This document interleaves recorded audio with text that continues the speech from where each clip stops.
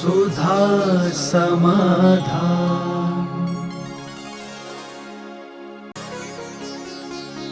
नमोस्तु गुरुदेव।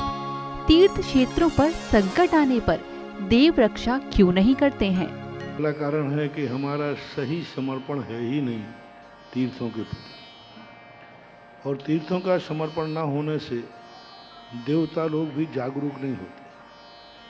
दूसरा कारण बनता है कि कुछ युग की ऐसी परिस्थितियां बन जाती हैं, देवताओं को भी प्रोटोकॉल होता है। देवताओं के हाथ में किसी की श्रद्धा को नकारने का होता है तो चौथे काल में मिथ्या दृष्टि होती ही नहीं। आज तो ठीक है, देवता हमें संदेह में है कि आते भी हैं कि नहीं आते। चौथे काल में तो देवता आते थे। उन्हीं के काल में 363 मतों की स्थापना हुई, अनायतनों की स्थापना हुई। तो कुछ स्थितियां ऐसी हैं कि जब वहाँ के रहने वाले लोगों के कर्म के अनुसार देवता सहयोग करते हैं। देवता किसी का सहयोग नहीं करते, ड्यूटी देते हैं। अपना पुण्य होगा, जिस मंदिर में अपन दर्शन पूजन क्षेत्र करते हैं, क्षेत्र का कोई पुण्य नहीं होता, क्षेत्र का कोई पुण्य नहीं होता। वो तो एक इंद्रिय जीव है, क्षेत्र में कोई पुण्य नहीं होता। एनर्जी होना अलग चीज है। पुण्य तो उस क्षेत्र या उस मंदिर के दर्शन करने वालों का होता है। लाभ जिनको होना है, पुण्य पाप उनसे है। तीर्थ क्षेत्र की सुरक्षा में तीर्थ क्षेत्र को लाभ है कि उसकी दर्शन वंदना करने वाले भक्तों को लाभ है, भक्तों को लाभ है। तो भक्तों के पुण्य की कमी के कारण से देवता रक्षा करने नहीं आते, क्योंकि उनका तो मतलब है कि जो लाभ किसको हो रहा है, मंदिर बना है अपना, ये मंदिर से लाभ अपन ले रहे हैं, और अपनी पुण्यहीनता के कारण से देवता नहीं आते हैं। ये कारण है। हुंडा और सर्पणी काल में ऐसे ही पुण्य की हीनता होती है, मिथ्यात्व पनपता जाता है और वो होते जाते हैं। मिथ्या दृष्टि के देवता जब लक्ष्मण जी, जब रावण जो है विद्या सिद्ध करने बैठा, तो रामचंद्र जी की सेना रावण को परेशान करने गई। तो रावण के देवता इधर रामचंद्र जी के पास लक्ष्मण के साथ आते हैं। बोले, आप मर्यादा पुरुषोत्तम होकर के इस समय हमारा राजा ध्यान में बैठा है, तपस्या में बैठा है, सिद्धि में बैठा है, निशस्त्र के लिए परेशान करना क्या ठीक है? क्या यही आपकी क्षत्रियता है? तब लक्ष्मण भैया कहते उन देवताओं, ए देवताओं, आज तुम्हें क्षत्रियता दिखाने की बात आई? जब तुम्हारा रावण राजा मालिक स्त्री को बिना उसकी सहमति के उठा के ले जा रहा था, उस समय तुमने अपने रावण को क्यों नहीं समझाया? बहुत बड़ा संवाद हुआ देवताओं को। देवताओं ने कहा, लक्ष्मण भैया, हम लोग तो मालिक के गुलाम हैं, हम देवता होकर कुछ नहीं कर सकते। जो हमें सिद्ध कर लेता है, हमें उसकी हाँ में हाँ मिलाना पड़ती है, उसके ही कार्य करना पड़ता है। देवता पर्याय सबसे कमजोर पर्याय मानो, सबसे कमजोर पर्याय है देवता पर्याय, क्योंकि उसके हाथ में कुछ नहीं। जो सिद्ध कर ले, वो जो कराए वो करना पड़ेगा, चाहे गलत हो चाहे सही हो। बहुरूपणी विद्या सिद्ध हो गई, अब वो जो कराएगी तो करेंगे, कुछ नहीं कर सकते। तो ऐसा देवताओं का भी प्रोटोकॉल होता है, वो क्या करें। जैसे सैनिक होता है, अब भारत का सैनिक भारत की तरफ से लड़ रहा है, और दूसरे पाकिस्तान का सैनिक, अब वो सैनिक क्या करे? सैनिक के लिए कुछ नहीं, जो तेरा बॉस है बस वही, जो बॉस है वही बॉस है, उसको कुछ पता नहीं रहता। ऐसे ही इन देवताओं के हाल समझना चाहिए। नमोस्तु गुरुदेव। मोक्ष की कामना के लिए हम पूजा करते हैं, तो हम शांति धारा, आत्मबल और लाभ के लिए क्यों करते हैं? दोनों में अंतर है। पूजा जो की जाती है लक्ष्य को प्राप्त करने के लिए, और अभिषेक जो प्राप्त किया जाता है अपनी कमजोरी को दूर करने के लिए। पूजा टॉनिक है और अभिषेक बीमारी को दूर करने की दवाई है। क्योंकि जब हम भगवान का अभिषेक करते हैं तो हमें कुछ उनसे पाना है, कुछ हमें प्राप्त करना है। जो हमारे पास नहीं है, हमें भगवान से लेना है। अभिषेक के समय और पूजा के समय हमें भगवान से कुछ लेना नहीं है, हमें भगवान के समान बनना है। और जब भगवान के समान बनने से हमें कुछ नहीं चाहिए, हमें पूजा करके पूज्य बनना है। अभिषेक के समय जो है कुछ हमारे अंदर ऐसी कमजोरी है जो हमें भगवान से मिलेगी तो वह हमारी उपलब्धि हो सकती है। इसलिए अभिषेक के समय बहुत सारी कामनाओं को किया जाता है और गृहस्थ के लिए दोनों प्रकार की भक्तियों का उल्लेख है, सकाम और निष्काम। पूजा लक्ष्य को बताती है, अभिषेक हमारी समस्याओं का समाधान करता है। नमोस्तु गुरुदेव। आगम में पुनः जन्म का क्या अर्थ है और जितने भी जीव संसार में हैं, तो उनकी आत्मा में भेद विज्ञान कैसे घटित होता है? हमारे यहाँ मरण और जन्म कई प्रकार के, एक आवीची मरण होता है जो हम प्रति समय जन्मते हैं, प्रति समय मरते हैं, और एक वो होता है कि आत्मा मरती ही नहीं। द्रव्य दृष्टि से कोई आत्मा मरती नहीं है, पर्याय दृष्टि से प्रति समय मर रही है और प्रति समय जन्म रही है। अब रही व्यवहार के जो व्यंजन पर्याय है, जो गति रूप पर्याय है, जो आयु कर्म के अधीन है, उसका जन्म भी होता है। जिसने जन्म लिया वो मरेगा भी, और मरेगा तो वो कहीं ना कहीं तो जन्म लेगा, चाहे भली सिद्धों में जन्म ले। मरने के बाद जन्म तो होगा, हाँ, जन्म के बाद फिर मरण हो ये कोई नियम नहीं है, क्योंकि सिद्ध पर्याय में जन्मते हैं, फिर कभी उसको छोड़ते नहीं। संसार अवस्था में पुनर्जन्म है, अपने अपने कर्मों के अनुसार। पंच परावर्तन के अंदर सबसे बड़ा प्रमाण है पंच परावर्तन। पंच परावर्तन में स्पष्ट जैन दर्शन पुनर्जन्म को कितनी अच्छी ढंग से प्रस्तुत करता है कि उससे पता चलता है कैसा जन्म होता है। पंच परावर्तन में पूरे पुनर्जन्म की ही कहानी, बार बार इस जीव को कितना जन्मा, काल की अपेक्षा जन्मा, कर्म नौ कर्मों की अपेक्षा, ये पंच परावर्तन जैन दर्शन के पुनर्जन्म का सबसे बड़ा प्रमाण पत्र है। और भेद विज्ञान की जहाँ तक बात रही, भेद विज्ञान दो प्रकार का होता है। एक भेद विज्ञान ज्ञान रूप होता है, श्रद्धा रूप होता है, और एक विज्ञान क्रिया रूप होता है। क्रिया रूप के भी दो भेद, एक पुरुषार्थ रूप होता है और एक तद्रूप होता है।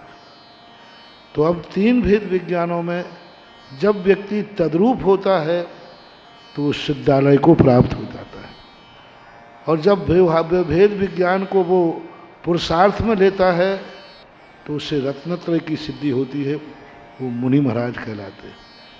12वें गुण स्थान तक भेद विज्ञान चारित्र रूप में है, पुरुषार्थ रूप में है। वो पुरुषार्थ कर रहा है कि पर आत्मा स्वभाव पर भाव भिन्न हो, वो प्रयास कर रहा है, शरीर के प्रति ममत्व भाव छोड़ रहा है, पुरुषार्थ में लगा हुआ है।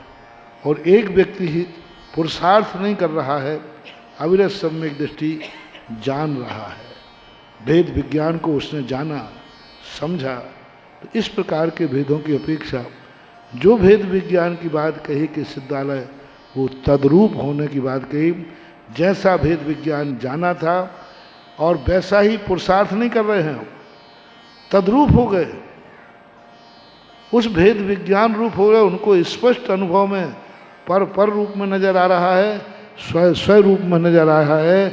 और ऐसी दशा यदि एक अंतर्मुख टिक जाती है तो केवल ज्ञान अथवा मोक्ष हो जाता है। नमोस्तु गुरुदेव। माता पिता, शिक्षक और गुरु का उपकार चुकाने के लिए हमारा उनके प्रति क्या कर्तव्य होना चाहिए? कर्तव्य उन्होंने ये पूछना पड़ेगा, उन्होंने ये सब कुछ किया अपने स्वार्थ के लिए किया कि हमारे कल्याण के लिए किया? यदि उन्होंने स्वार्थ के लिए किया है तो हम अपने कल्याण के मार्ग को सुरक्षित करते हुए उनके स्वार्थ की पूर्ति करें। जैसे उन्होंने इसलिए सब कुछ किया कि वह व्यक्ति हमें बुढ़ापे में सहारा बनेगा, कमा के लाएगा, हमारे जीवन में असमर्था में काम आएगा। तो अपने आत्म कल्याण के मार्ग को सुरक्षित करते हुए उनकी यह स्वार्थ बुद्धि को पूरा करना चाहिए। और यदि उन्होंने हमारे कल्याण के लिए हमारे लिए इतना सब कुछ किया है तो हमें उनकी भावना अनुसार अपना कल्याण करके दिखा देना चाहिए, तो उनका उपकार चुक जाता है। नमोस्तु गुरुदेव। अन्य तीर्थ क्षेत्र एक सीमा के अंदर स्थित हैं और जैन तीर्थ पूरे अखंड भारत में स्थित हैं। तो इसका मूल कारण क्या है? उसके मूल कारण, तीर्थों का मूल कारण होता है एक व्यक्तिगत संपदा होती है और एक पारिवारिक संपदा होती है और एक सार्वजनिक संपदा होती है। व्यक्तिगत संपदा है अपने आत्मा के भगवान को देखना, अपनी पारिवारिक संपदा है अपने खुद के निजी गुरु भगवान आदि को स्वीकार करना। कुछ स्थान ऐसे बनाए जाते हैं जो सार्वजनिक हो, जो हर व्यक्ति, सब व्यक्ति वहां जाकर के अपना कल्याण कर सके, सबके मन में ये भाव आए कि ये तीर्थ हमारा है। और ऐसे दो तीर्थ होते हैं, एक सिद्ध क्षेत्र और एक अतिशय क्षेत्र। सिद्ध क्षेत्र वो होते हैं जो महान आत्माओं के पुण्य से बनते हैं, सिद्ध क्षेत्र भगवान बनाते हैं और अतिशय क्षेत्र भक्त बनाते हैं। जब भी कोई चीज अतिशयकारी बनेगा भगवान के कारण नहीं बनता, भक्त के कारण बनता। भक्त की भक्ति से, भक्त की श्रद्धा से क्षेत्र अतिशयकारी बनते हैं। और सिद्ध क्षेत्र जो है भक्त नहीं बनाते, वो भगवान अपनी तपस्या से, ज्ञान से बनाते हैं। इसलिए तीर्थ का अर्थ वैसे घाट होता है। तीर्थ का अर्थ घाट। घाट का अर्थ है जहां से लोग पार होते हैं उसको तीर्थ बोलते हैं, घाट बोलते हैं, ऐसा मानना चाहिए। गौरव और गरिमा की बात है, ये अपने अंदर की श्रद्धा का परिणाम। नमोस्तु गुरुदेव। हमारी गलती न होने पर भी क्या हमें दुश्मन से क्षमा मांगनी चाहिए? रही बात आप लोगों के संबंध में कि दुष्ट व्यक्ति से यदि हम क्षमा मांगेंगे तो उसकी दुष्टता और जागृत होती है। तो क्षमा मांगना ही हमारा धर्म नहीं कहता है, क्षमा कर देना भी सबसे बड़ा धर्म हो जाता है। अपने मन से भाव निकाल दिया कि भाई ठीक है, हमारा उसके प्रति कोई भाव नहीं है। हमारे पूज्यवर अमित चंद आचार्य महाराज ने एक बहुत अच्छी शब्द कहा, माध्यस्थ भावम विपरीत वृत्तहु। बहुत इतना बढ़िया सशक्त मंत्र है ये पहला जो श्लोक सामयिक का पाठ है, चारों पंक्तियां गजब की है, ऐसी सिद्धि लायक हैं कि यदि ये चारों पंक्ति यदि कर ले तो सारे संसार की हर समस्या का समाधान इन चारों पंक्तियों में। ये चारों पंक्ति यदि हमारी आत्मा की पर्याय बन जाए तो हमें किसी के मंत्र की, नमो का कुछ जरूरत पड़ेगी नहीं। सब काम की सिद्धि, कर्मों का क्षय हो जाए, बैर भाव सब। उन्होंने कितनी बड़ी बात कही। सामने वाला विपरीत बुद्धि वाला है, दुष्ट है, हम क्या करें? हम चाहते हैं कि मैत्री हो जाए, हम चाहते हैं बैर भाव भूल जाए, लेकिन वो सामने वाला बहुत विपरीत है। तो उनका माध्यस्थ भावम विपरीत वृत्तो। जो अपन से प्रतिकूल हैं उनके प्रति माध्यस्थ हो जाओ, तटस्थ हो जाओ, उनकी चर्चा बंद करो। दुश्मनों को जितने बार हम याद करेंगे उतना हमारी शक्ति घटती है और दुश्मन की शक्ति बढ़ती है। दुश्मन को जितने बार हम नाम लेंगे उतने बार हमारी शक्ति घटेगी, दुश्मन की शक्ति बढ़ती है। दुश्मन को जितना अपन चिंतन करेंगे वो बढ़ेगा, अपन घटेंगे। इसलिए दुश्मन को ऐसे ही निकाल के फेंक देना चाहिए जैसे कचड़े को झाड़ू लगा के बाहर फेंक देते हैं। दिमाग से भी निकालो, मन से भी निकालो, कुछ मतलब ही नहीं, हमें पता ही नहीं कौन दुश्मन है। अन्यथा दुश्मन को जिंदा रखते हैं हम लोग। दुश्मन बहुत जल्दी मरता है, दुश्मन की उम्र ज्यादा नहीं होती महानुभाव, दुश्मन की उम्र ज्यादा नहीं होती। क्योंकि वो ज़्यादा दौड़ ही नहीं पाता, क्योंकि उसके पैर ही नहीं होते। मैंने कहा ना, पाप के पैर नहीं होते। पाप का घड़ा बहुत छोटा होता है, जल्दी फूट जाता है। पुण्य का घड़ा इतना बड़ा है कि भरता ही नहीं है, और पाप का घड़ा इतना छोटा है कि बहुत जल्दी भर जाता है। इसलिए मत चिंता करो पापियों का। पापियों का घड़ा बहुत छोटा है, जल्दी भरेगा, फूटेगा। दुष्ट लोगों की ज़्यादा जिंदगी नहीं होती, बहुत छोटी जिंदगी होती है। मिथ्यात के, झूठने के पैर नहीं होते, वो दौड़ ही नहीं सकता, दौड़ ही नहीं सकता। उसको दौड़ाते हो तुम लोग, बार बार याद करके, उसकी चर्चा करके उसको जीवित रखते हो। अरे जितना नाम हमारे लिए दुश्मन का याद रहता है, उतना नाम यदि हमें भगवान का याद रह जाए तो बेड़ा पार हो जाए। एक बार मैंने कहा था ना कि एक व्यक्ति ने कहा, महाराज जी हमें बहुत भुलक करूँ, बिल्कुल कुछ भी याद नहीं रहता। आपका प्रवचन भी इधर आगे पाठ पीछे सपाट, महाराज आशीर्वाद दो हमें, थोड़ा सा कुछ तो याद बना रहे, आप बोलते हो तो कम से कम। तो मैंने अच्छा, हाँ महाराज कुछ भी याद नहीं रहता। तो दवाई देने के पहले मरीज को जांचना चाहिए, चेक करना चाहिए कि भी मैं। तो मैंने कहा अच्छा ठीक है, बताता हूँ, आशीर्वाद देता हूँ, याद हो जाएगा। ये बता भाई, 10 साल पहले तेरा किसी से झगड़ा हुआ था? बोले महाराज हुआ था। मैंने क्या हुआ था? अरे महाराज पूरी एक एक बात याद है। क्या हुआ था? बोले महाराज जी इस बात पे से हुआ था। तो मैंने क्या कहा था? उसने बोले ये कहा था, मैंने अभी ये कहा था। मैंने कही आई एम सॉरी प्लीज।